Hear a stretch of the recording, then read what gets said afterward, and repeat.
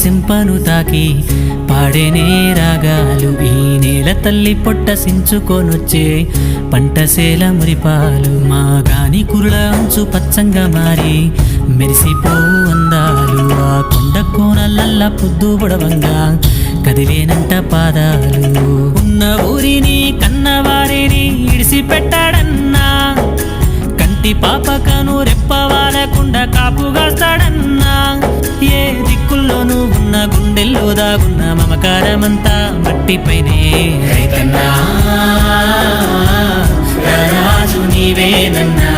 నీ సెమట సుక్కల బతుకే బుక్కేడు మెతుకులన్నా ఓ రైతన్నా